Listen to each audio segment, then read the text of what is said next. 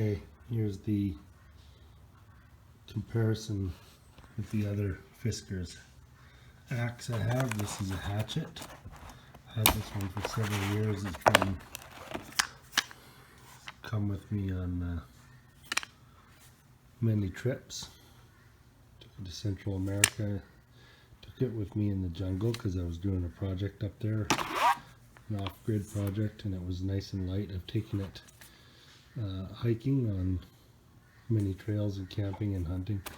What I like about this is extremely strong, as you can tell.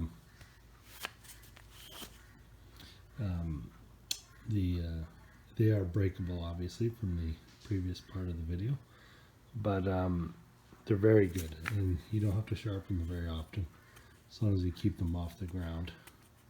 Of course, this one has been hanging outside for a little while, and we've had a very rainy year, so it's gotten a bit of condensation and moisture. But anyway, what I do love about these is the hollow handle.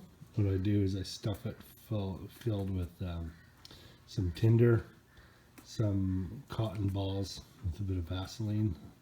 I jam them in there and poke them out with a stick, and I wrap it with this paracord, and then the last wrap through goes in there, and I twist it on this little striker.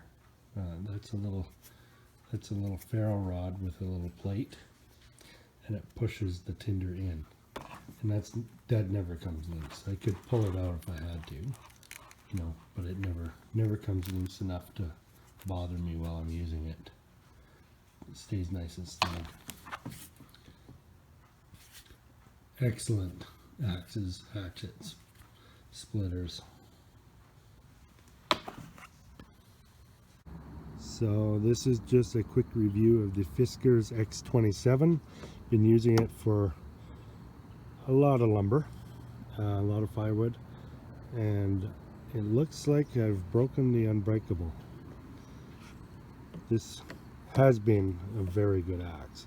It's incredible for splitting, but I did not do this with any real effort. What happened was, you can see the material there, but it's supposed to be extremely strong, and they advertise as virtually unbreakable. But the way it broke was this is arbutus wood back there. I'll try and get that focused on there. And arbutus is very dense and very heavy, but that piece there, that little bent one, my axe was leaning on it and leaning on the one log, and all that happened was that landed on the handle. And I've had that happen for years with wooden axes, and I've never had an axe handle break like that.